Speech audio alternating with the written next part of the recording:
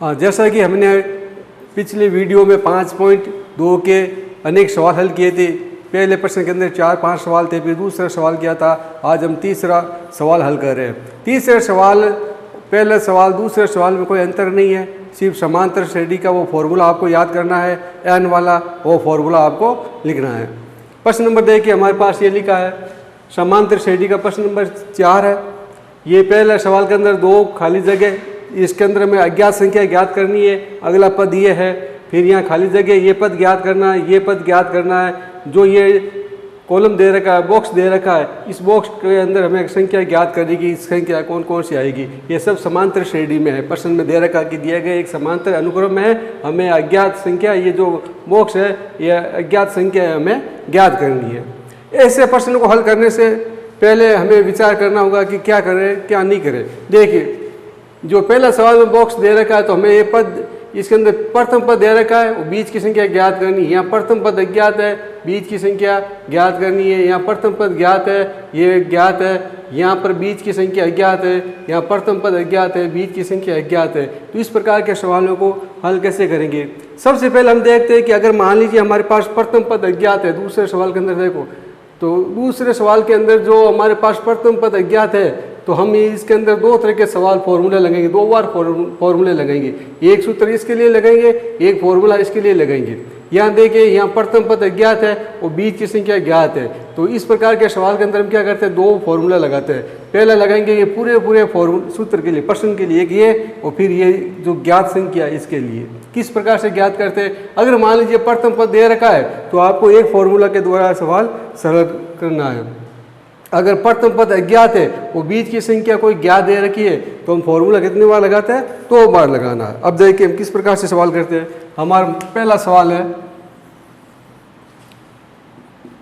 ये लिखा है 2 बॉक्स और 26, यानी कि पहले देखिए ये पता लगा कि हमें प्रथम पद ज्ञात है और अंतिम पद ज्ञात है, बीच की संख्या हमें अज्ञात है। तो हमें इसमें फॉर्मूला सिर्फ एक का ही प्रयोग करना है। अब हमारे पास देखिए सबसे पहले ज्ञात करते हैं कि प्रथम पद दे रखा है, दूसरा पद अज्ञात है और तीसरा पद ज्ञात है। तो पदों की संख्या कितनी है, सबसे पहले ये पता लगाओ कितने पद है। तो 1 पद, 2 पद, 3 पद है। तो पदों की संख्या हमारे पास आ गई 3, और जिसमें प्रथम पद हमारे पास क्या है, 2। तो हम ये लिखा प्रथम पद आ गया हमारे पास, प्रथम पद ए बराबर 2, और सार्वंतर हमें ज्ञात करना है।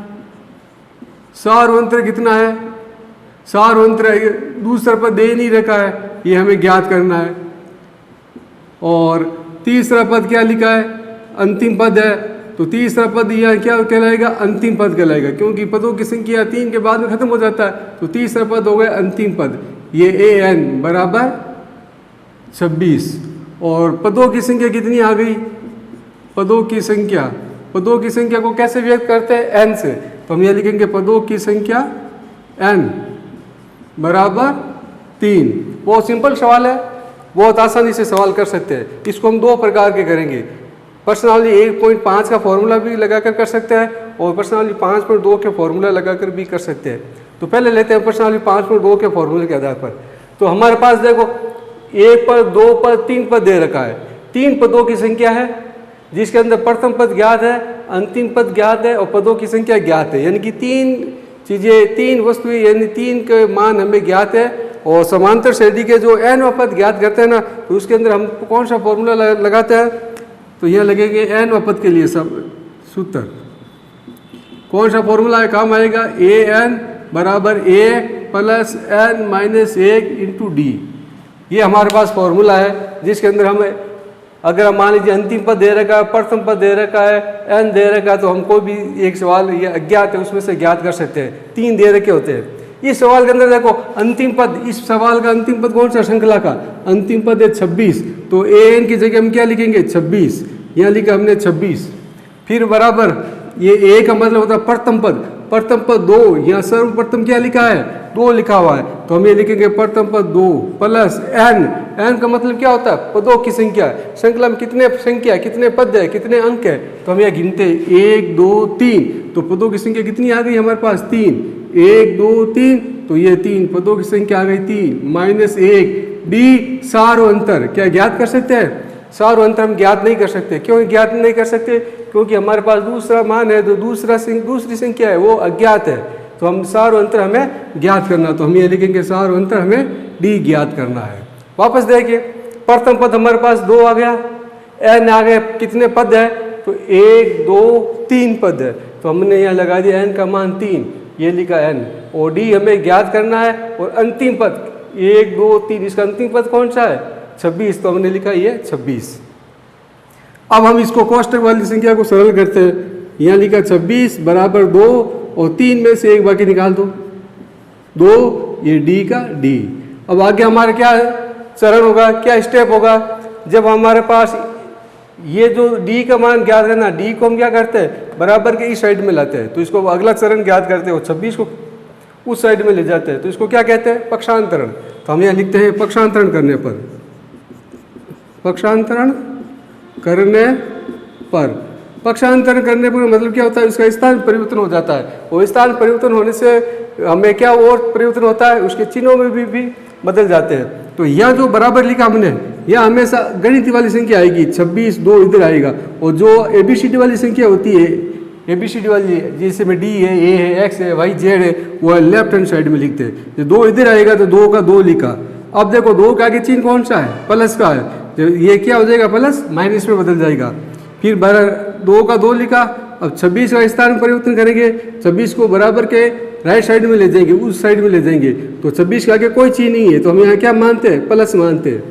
इसके आगे कोई चीज नहीं तो क्या मानेंगे? प्लस। और प्लस उधर जाते ही क्या हो जाता है? माइनस, तो ये उधर माइनस हो गया है, तो हमारे पास हो गया माइनस के 26। यहाँ लिखा हमने माइनस के 2D। अब यह पता लगाओ जोड़ होगी या बाकी होगी, तो ये 26 है माइनस का, और 2 कौन सा है? प्लस का। यहाँ कोई चीज नहीं तो हम क्या मानते हैं? प्लस। ये 2 विपरीत चिन्ह, एक प्लस का चिन्ह है और एक माइनस का चिन्ह है। जब 2 चिन्ह अलग अलग होते हैं तो हम क्या करते हैं? माइनस करते हैं। तो 26 में से हम 2 बाकी निकाल दो, पीछे हमारे पास कितने बच गए? माइनस के 24, ये माइनस के 24। डी का मान ज्ञात करना है, तो -24 के अंदर आप क्या करो? -2 का भाग दो, माइनस माइनस से काट दो, और हमारे पास ये क्या बच गया? डी का मान 24 में 2 का भाग कितनी बार गया? 12 बार। तो हमारे पास डी का मान कितना आ गया? 12। ये डी क्या आया? डी आया हमारे पास सारो अंतर आया। अब हमें ज्ञात करना है ये दूसरा पद। तो दूसरा पद ज्ञात करने के लिए हम क्या करते हैं? पुण्य प्रश्नानुसार हमें ज्ञात करना है दूसरा पद। तो दूसरा पद का फॉर्मूला क्या होता है? दूसरे पद का फॉर्मूला मैंने आपको बताया था। दूसरा पद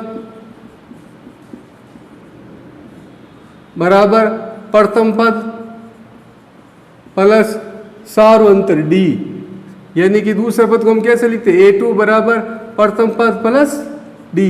प्रथम पद हमारे पास कितना है? 2, ये 2, और डी का मान कितना आया? 12, ये 12। तो जोड़ दो, कितना हो गया? ये A2, यानी कि हमारे पास दूसरा मान क्या आ गया? ये मान आ गया है। तो बॉक्स में क्या आ जाएगा? ये वाली संख्या आ जाएगी। तो इस प्रकार से हम इस सवाल को हल करते हैं। इसके अंदर कोई विशेष बात नहीं है, क्योंकि हमने इस सवाल फॉर्मूला के आधार पर अनेक सवाल हल किए हैं। पहले पदों की संख्या गिनते हैं, 1 पद, 2 पद, 3 पद हो गए। अब हम ये देखते हैं कि इसके अंदर जो रिक्त स्थान है, खाली जगह या बॉक्स है, वो प्रथम पद में खाली है कि बीच में खाली है? तो हम देखते हैं बीच में खाली है, तो हमने फॉर्मूला लगा दिया an बराबर a plus n minus 1d। अब a का मान आपको मालूम है क्या है? n का मतलब क्या होता है? d का मतलब क्या होता है? an का मतलब क्या होता है? इसका हमें ज्ञान होना बहुत ज़रूरी है। इस श्रृंखला के अंदर ये सब कुछ होता है। ये an है अंतिम पद, प्रथम पद, और सारो अंतर हम यहाँ ज्ञात नहीं कर सकते क्योंकि दूसरा पद हमारे पास ज्ञात नहीं है। फिर हमने ये लिखा 26, यहाँ लिखा 2, n का मान 3 और -1, 3 में से 1 या 2d बचा, और फिर हमने इसका पक्षांतरण किया। 26 उधर गए तो माइनस के हो गए, 2 इधर आया तो माइनस के 2 हो गया। पक्षांतरण करते समय चिन्ह बदल देते हैं, ये प्लस का चिन्ह है तो यहाँ क्या हो जाएगा? माइनस का चिन्ह हो जाएगा। ये 26 प्लस का है, कोई चिन्ह नहीं तो यहाँ प्लस मानते हैं, उधर जाएगा तो माइनस का हो गया। फिर माइनस के 24 बच गए। डी का मान ज्ञात करना है, 2 इसके भाग में जाएगा।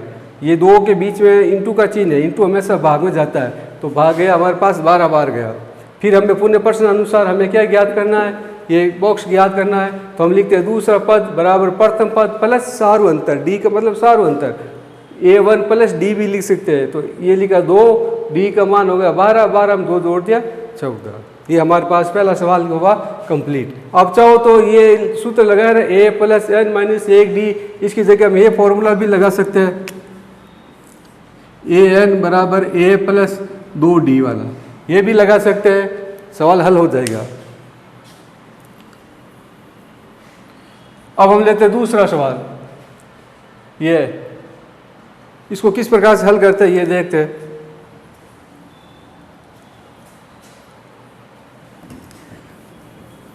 हमें फॉर्मूला याद करना जरूरी है, फॉर्मूला के आधार पर ये पूरी प्रश्नावली 5.1, 5.2 और 5.3 लगभग फॉर्मूले के आधार पर ही सरल होगा। अब हम दूसरा सवाल लेते हैं। दूसरा सवाल थोड़ा इससे भिन्न है। देखो प्रश्न नंबर दूसरा, पहले खाली जगह, इसके बाद में और फिर खाली जगह, फिर बाद में किसी संख्या का मान दे रखा है। अब हमें ये सवाल हल करना है। अब देखिए पहले सवाल के अंदर प्रथम पद ज्ञात था, यहाँ प्रथम पद अज्ञात है, फिर ये बीच वाला पद अज्ञात है, ये पद ज्ञात है। तो इसके अंदर हम दो फॉर्मूला लगाते हैं। सबसे पहले हम क्या करते हैं कि इसके अंदर देखते हैं पदों की संख्या, पूरी की पूरी संख्या कितनी पद है, 1 2 3 4 पद है। तो हम 4 पदों के लिए ज्ञात करते हैं। पहले हम इसका फॉर्मूला लगाएंगे। ये जो बीच वाला संख्या है ये 13 ज्ञात है, तो हमारे पास एक तो फॉर्मूला यहाँ काम आएगा सूत्र, और एक ही आएगा जो ज्ञात वाली संख्या है यहाँ सूत्र काम आएगा। तो इस प्रकार से इसमें हम कितने सूत्र लगाएंगे, 2 सूत्र लगाएंगे।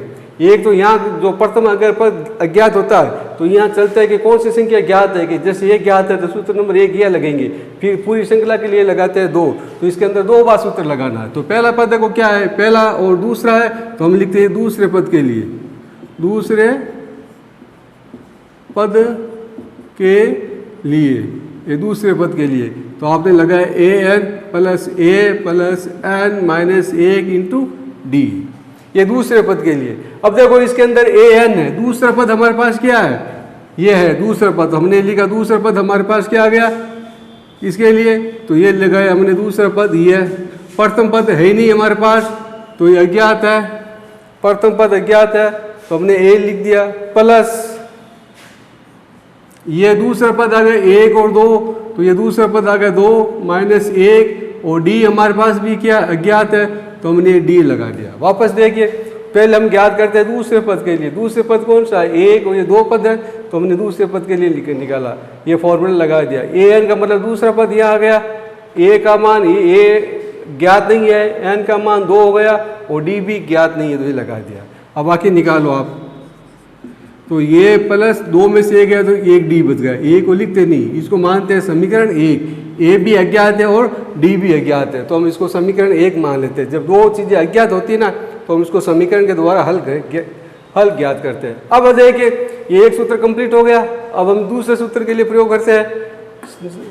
ये देखो पूरी श्रृंखला कितने पदों की, 1 2 3 4, तो हमें पूरी लिखते हैं, तो हम ये लिख देंगे चतुर्थ पद के लिए, चतुर्थ पद के लिए, तो फॉर्मूला वापस ये लगा दो आप, तो चतुर्थ पद के लिए an, चौथा पद क्या आ जाएगा, चौथा पद आ गया हमारे पास 3, और n कितना हो गया, पदों की संख्या n 1 2 3 4, तो n का मान कितना हो गया 4 हो गया। इसी प्रकार से यहाँ भी आप लिख सकते हैं a2 का मान कितना है, अंतिम पद 1 2, तो हमने लिखा ये दूसरा पद, और पदों की संख्या कितनी हो गई 1 2, तो n का मान भी हमारे पास क्या हो गया 2 हो गया।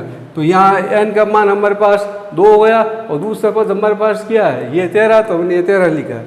यहाँ चतुर्थ पद के लिए हम क्या लिखते हैं a4, 1 2 3 4, चौथा पद कौन सा 3, और पदों की संख्या कितनी आ गई 1 2 3 4, तो पदों का मान 4 हो गया। अब फॉर्मूला ये लगा दो आप, an बराबर a plus n minus 1 into D, तो यहाँ चौथे पद के लिए क्या आएगा 3, ये 3, प्रथम पद हमारे पास है ही नहीं, यहाँ n का मान कितना हो गया 4, और d हमें ज्ञात करना है, ये भी अज्ञात है, 3 का 3, a 3 में से एक बाकी निकाल, 4 में से एक बाकी निकालो आप, तो यहाँ बच गया 3d, ये भी अज्ञात है, ये भी अज्ञात है, तो इसको समीकरण हम 2 मान लेते हैं। वापस देखिए यहाँ चतुर्थ पद के लिए हम ज्ञात कर रहे हैं, तो चौथा पद कौन सा है 1 2 3 4, तो a4 आ गया हमारे पास 3, पदों की संख्या n बराबर कितने है 4, 1 2 3 4, ये 4। अब हमने समीकरण 1 और समीकरण 2 ज्ञात करते हैं। समीकरण का याद कैसे करेंगे कि 2 बार फॉर्मूला लगाएंगे। अगर प्रथम संख्या अज्ञात है, प्रथम संख्या दे नहीं रखी होती है, तो सबसे पहले चलते हैं ये संख्या दे रखी होती है तो सूत्र नंबर 1, फिर वापस यहाँ से शुरू करते हैं, यहाँ तक जाते हैं 2 हमारे पास आता है। अब आप चाहो समीकरण 1 में से 2 घटाओ, चाहे 2 में से 1 घटाओ, अपनी इच्छा अनुसार है। तो हम यहाँ लिखते हैं कि समीकरण 1 में से समीकरण 2 को घटाने पर, तो समीकरण 1 में से समीकरण 2 को हम घटाते हैं। तो हम कैसे घटाते हैं, तो यहाँ लिखते हैं 13 बराबर a प्लस डी, और समीकरण 1 यहाँ वापस समीकरण 2 लिखते हैं 3 बराबर a प्लस 3d। अब हम घटाते हैं, यहाँ लिखेंगे घटाने पर। घटाने पर हमारे पास कौन कौन से चिन्ह काम आते हैं।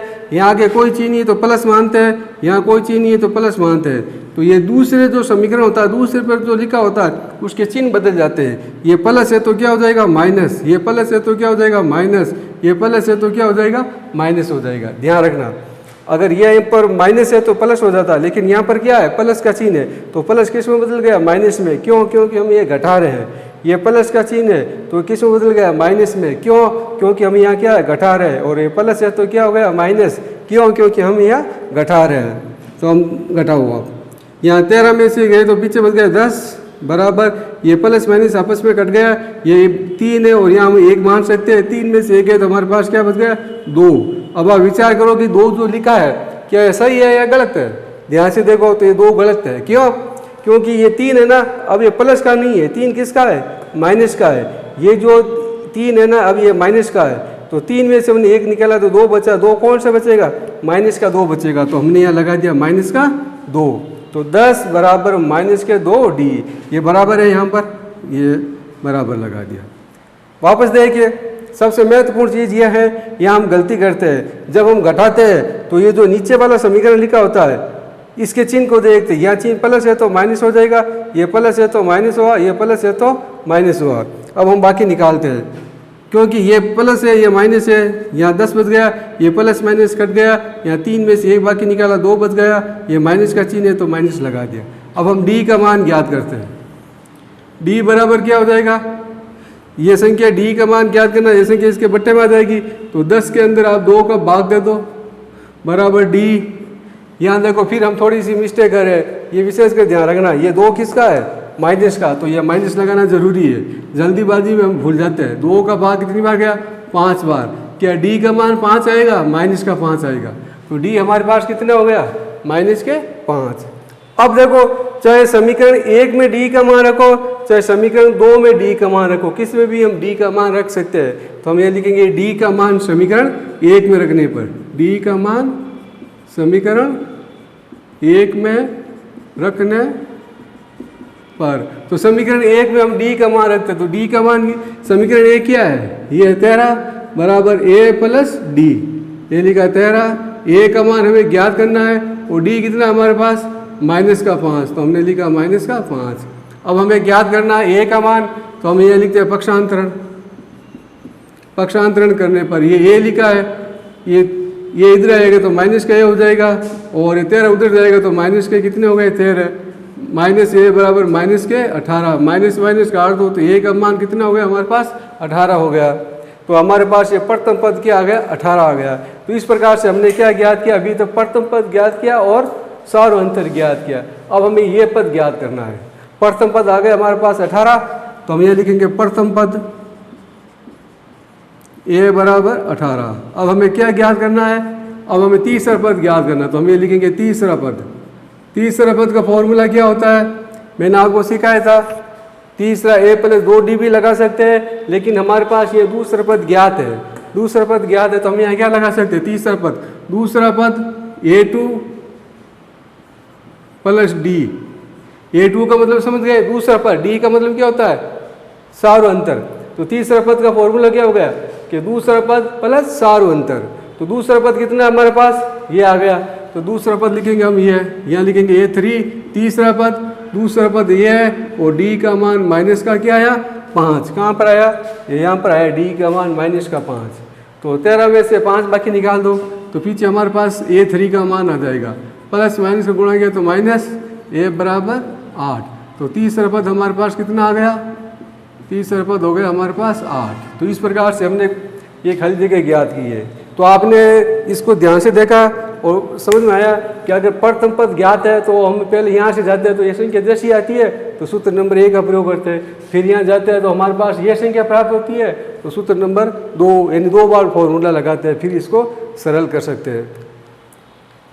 ये लिखेंगे, देखो पहले सूत्र के लिए लिखेंगे, दूसरे पद के लिए करना है, फिर ये किसका पद है, तीसरा है, तो हम ये लिखेंगे तीसरे पद के लिए, यहाँ लिखे हमने चतुर्थ पद के लिए 4 पद है, 1 2 3 4 A3 N4, फिर फॉर्मूला लगाया कि समीकरण 1 में से समीकरण 2 को घटाया, चाहे तो आप समीकरण 2 में से समीकरण 1 को भी घटा सकते हैं। इसको घटाने पर हमें ये संख्या प्राप्त हुई है।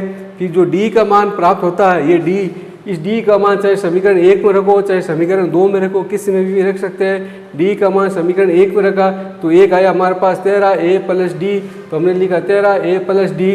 अब देखिए ये हमारे पास जो 13 लिखा है, A का मान हमारे पास ज्ञात नहीं है और D का मान माइनस का 5 आया, फिर हमने पक्षांतरण किया तो इस प्रकार से ये 5 A उधर गया तो माइनस का हो गया और 13 इधर आया तो ये भी माइनस का हो गया, माइनस माइनस जोड़ दिया तो माइनस का 18 और माइनस माइनस का 8 दिया तो A का मान कितने हो गया, 18 हो गया।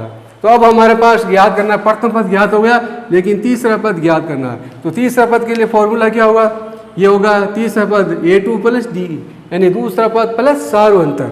तो हमने सार्वंतर लगा दिया माइनस का 5 और 13 में से घटा दिया तो हमारे पास क्या आ गया, ये आ गया 8। और कोई सवाल के अंदर समस्या है तो आप पूछ सकते हो, और बाकी इस सवाल के अंदर मोर सवाल बनता ही है। अब लेते हैं हम अगला सवाल। वापस देखिए, इसको हमें कैसे मालूम चलेगा कि 2 बार फॉर्मूला लगाना है। तो पहले आप अज्ञात राशि से यहाँ जाते हैं तो यहाँ टकराते तो एक संख्या ज्ञात है तो सूत्र नंबर 1 लगाते हैं, फिर वापस यहाँ से आगे क्रॉस करते हो तो ये संख्या आती है तो इसका सूत्र नंबर 2 लगाते हैं।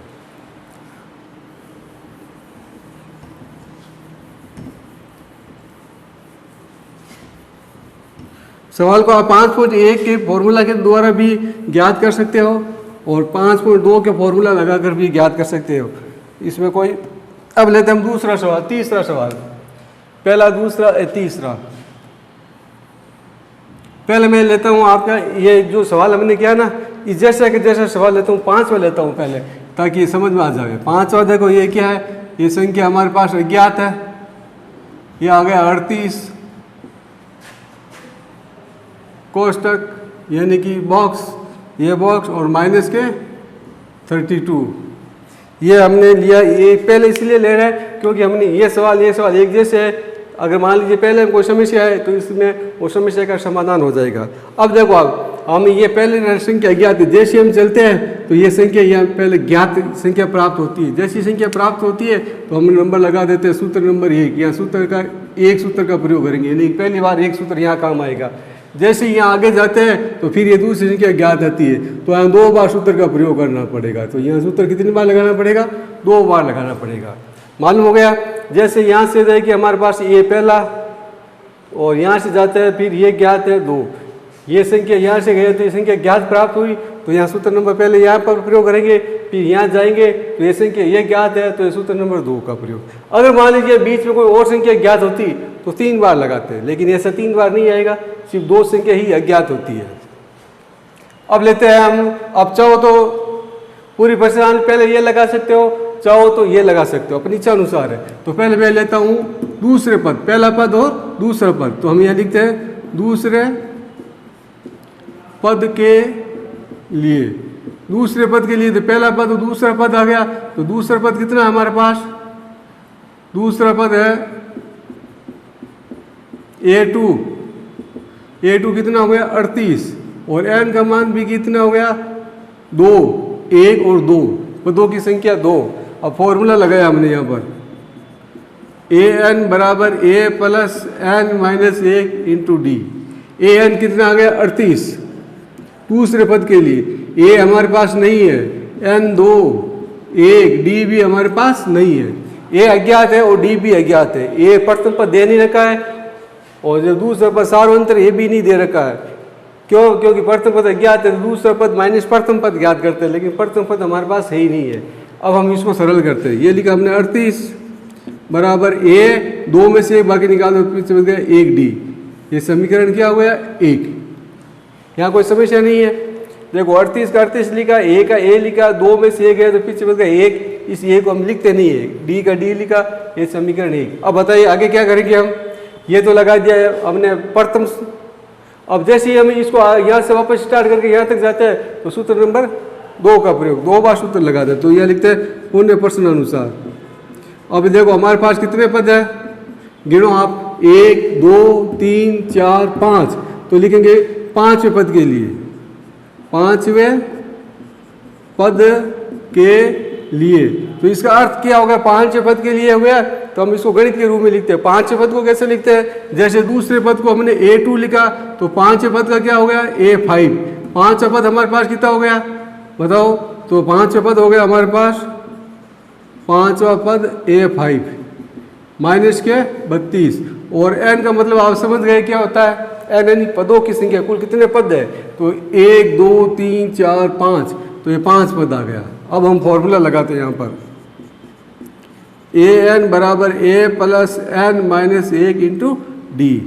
an आ गया हमारे पास माइनस के 32, a हमारे पास है ही नहीं, n कितने हो गए 5 माइनस 1, और d भी हमारे पास क्या अज्ञात है। an यानी लास्ट पद, और a का मतलब a प्रथम पद दे नहीं रखा, n का मान 5 है और d भी हमारे पास अज्ञात है।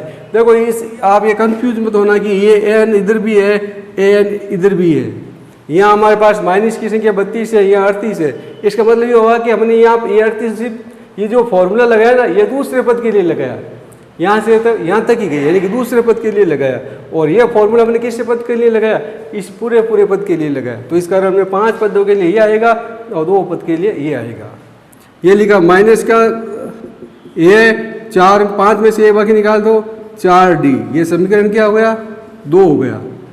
अब हमने समीकरण 1 और समीकरण 2 प्राप्त हो गए हमें। चाहे आप समीकरण 1 में से 2 घटाओ, चाहे 2 में से आप 1 घटाओ, अपनी इच्छा अनुसार किसी को भी हम घटा सकते हैं या कर सकते हैं। ये 1 2 3 4 5 है। अब हम लिखेंगे समीकरण 1 में से